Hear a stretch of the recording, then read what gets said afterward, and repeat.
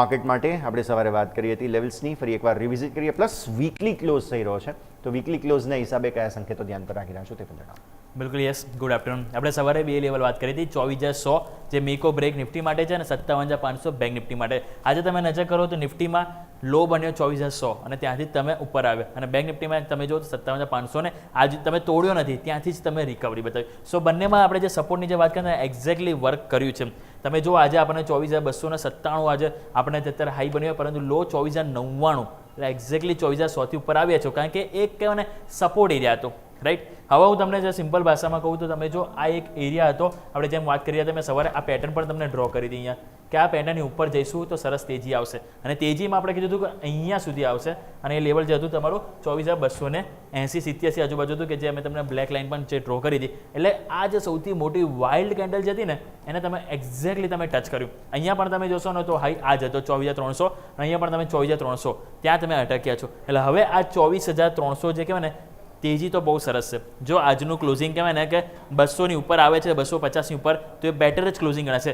પરંતુ અહીંયા કન્ફર્મેશન માટે શું કરીશું કે આ જો કાં તો છે ને આજે 300ની ઉપર ક્લોઝિંગ આવવું જોઈએ. અગર 300 ઉપર આજે ક્લોઝિંગ નથી આવતું તો સોમવારે કહેવાય ને આજના દિવસનો હાઈ ક્રોસ થવો જોઈએ. અગર જો આ કન્ડિશન ફૂલફિલ થાય છે ને તો ઉપરની તરફ આપણને 24,530 તરફની પણ મોમેન્ટમ જોવા મળી શકે છે. આ એક નાનકડો ગેપ છે જે છે 24,300થી 24,350. એટલે સ્વાભાવિક છે કે અહીંયા તમે જેવું હાયર હાઈ બનાવશો તો મોમેન્ટમ તમને કહેવાય ડાયરેક્ટ આ જે ત્યાંથી રિજેક્શન એરિયા હતો ને ત્યાં તમને 24,530 તરફનું પણ મોમેન્ટમ એક ઓપન થતી જોવા મળી શકે છે. ક્લિયર. અને નીચે સપોર્ટ તરીકે હવે સ્વાભાવિક છે કે તમે જે 10 ડેમાં 100 ડેમાં જે અત્યાર સુધી નડતર રૂપ હતું એને આપણે સપોર્ટ તરીકે આપણે લઈશું, જે આવે છે તમારું 24,122થી 24,150. સવારે પણ આપણે ચર્ચા કે આને ક્રોસ કરીશું તો મોમેન્ટમ આવશે. આવો મોમેન્ટમ આવી ગઈ તો એને આપણે એઝ અ સપોર્ટ તરીકે લઈને ચાલીશું. અને ઓવરઓલ 24,000 તો છે કે જ્યાં સુધી તમારું એ લેવલ ના તૂટે ત્યાં સુધી ફ્રેશ મંદીનો વિચાર નહીં કરીએ.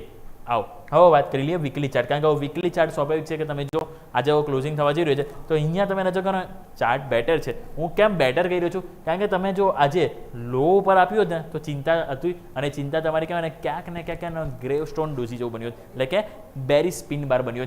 પરંતુ તમે આજે અહીંયાથી તમે ખરીદારી આપી છે.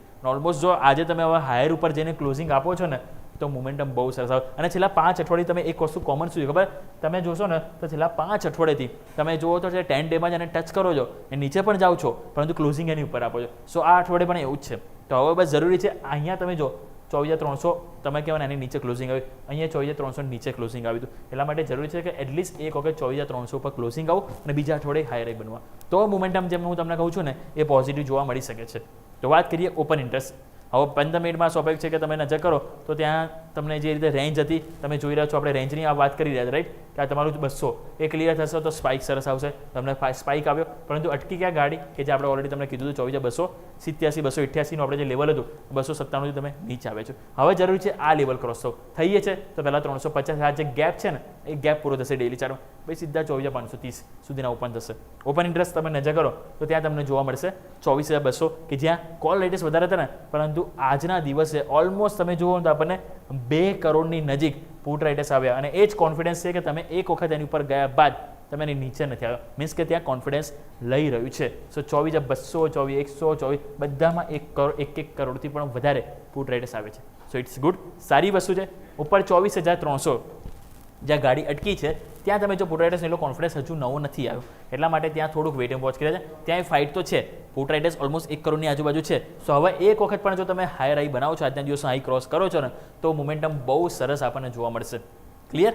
આવો હવે વાત કરી લઈએ બેંક નિફ્ટી, કારણ કે બેંક નિફ્ટીમાં તમે જો આજે સરસ તેજીનો પાવર છે અને હજુ પણ મોમેન્ટમ જોવા મળશે. જેમ મેં મારા સહયોગી યશ ભટ્ટે પણ તમને કીધું કે આપણે ધીરે ધીરે કહેવાય ને એક નેરો રેન્જમાં હતા. અહીંયા પણ મેં તમને સવારે ટ્રેન્ડ લાઈન આજે ડ્રો કરેલી હતી કે આ નેરો રેન્જની બહાર આજે નીકળવાનો પ્રયત્ન આપણે કરીશું, અને એક્ઝેક્ટલી આપણે પ્રયત્ન કર્યો છે. પરંતુ મેં તમને યાદ છે ને, હું આ અઠવાડિયાની શરૂઆતથી એક વસ્તુ કહેતો કે તેજી આવશે, પરંતુ તમને 300 પોઈન્ટની આ રેન્જ મેં તમને વારંવાર કીધી છે, 58,000 થી 58,300 આ એક રેઝિસ્ટન્સ રહે છે. નીચેથી તેજી તો આવે 57,500 થી, આપણે સપોર્ટની વાત કરીએ કે ત્યાંથી આ ચાન્સીસ મોમેન્ટમ આવશે, તો આજનો લો તમે જો 57,542, પરંતુ ગાડી ક્યાં અટકી? આજનો હાઈ કેટલો? 58,185. તો આ રેન્જની અંદર આવી ગયા અને ત્યાં તમે જો અટકી રહ્યા છો. સો 58,300 આ લેવલ બહુ ઇમ્પોર્ટન્ટ છે. કાં તો રનિંગ માર્કેટમાં એટલીસ્ટ 1-1.5 કલાક એની ઉપર ટકવું જરૂરી છે, અધરવાઇઝ ડેલી કેન્ડલમાં એની ઉપર ક્લોઝ આવવું જરૂરી છે. જો અહીંયા થાય છે તો ઉપરની તરફ 58,700 અને 59,000 તરફની પણ મોમેન્ટમ બેંક નિફ્ટીમાં ઓપન થતી જોવા મળશે. અને ચાન્સીસ છે અગર જો HDFC બેંક, ICICI બેંક કે જે મોટી દિગ્ગજ બેંકોના પરિણામ શનિવાર આવવાના છે, સો ઓબ્વિયસલી આ મોમેન્ટમ કહેવાય ને આપણને પોઝિટિવ થતું જોવા મળશે કે અગર જો ત્યાં પરિણામ સારા આવે ને તો ચાન્સીસ રહેશે કે આપણે સોમવારે પણ અહીંયા એ 59,000 તરફની જર્ની જતા જોવા મળી શકે છે. સો હાલ સેટઅપ આજનું કહેવાય ને પોઝિટિવ છે. હવે ક્લોઝિંગ માટે જેમ આપણે વાત કરીએ એટલીસ્ટ 58,000 ઉપર આવવું જરૂરી રહેશે. અને નીચે સપોર્ટ તરીકે કહેવાય ને કે ઓવરઓલ જો વાત કરું તો 57,000 જ્યાં સુધી ના તૂટે ને ફ્રેશ મંદિર વિચાર નહીં કરીએ. જેમ બેંક નિફ્ટી માટે 24,000, બેંક નિફ્ટી માટે 57,000 લેવલ છે.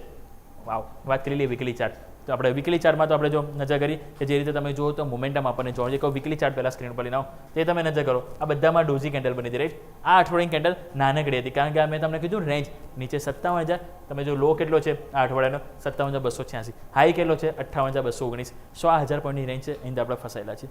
હવે 58,000 ઉપર ક્લોઝિંગ આવે સારું છે, પરંતુ શું વાત છે આપણે 58,300 આ બધી કેન્ડલમાં તમે જુઓ ને 1, 2, 3, 4 બધામાં 58,300 તમે ટચ કર્યું પરંતુ ક્લોઝિંગ નથી આપ્યું.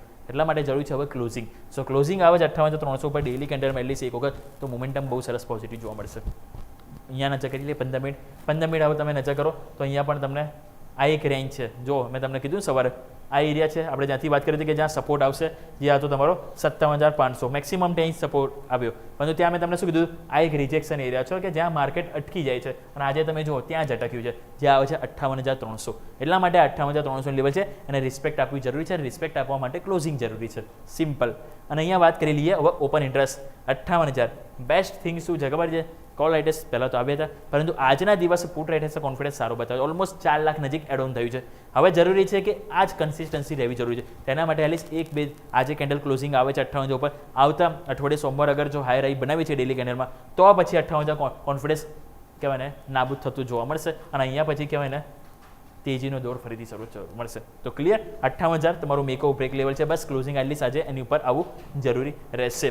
તો ઓવરઓલ જેમ જોયું આપણે આખા સપ્તાહમાં નિફ્ટીમાં 23,800 સ્ટ્રોંગ સપોર્ટ હતો, પરંતુ આ અઠવાડિયે 24,000 એક સ્ટ્રોંગ સપોર્ટ એરિયા. તો આવતા અઠવાડિયે પણ જ્યાં સુધી 24,000 નીચે ના જઈએ, મંદીનો વિચાર નહીં કરીએ. આજનું ક્લોઝિંગ જો 200-250 ની ઉપર આવે છે તો આવતા અઠવાડિયે 300 ની ઉપર એટલે કે આજના દિવસનો હાઈ આવતા અઠવાડિયે સોમવારે જો ક્રોસ થાય છે તો 24,530 સુધીની મોમેન્ટમ જોવા મળી શકે. સેમ વે બેંક નિફ્ટીમાં આપણે જેમ વાત કરી 58,300 લેવલ ઇમ્પોર્ટન્ટ છે.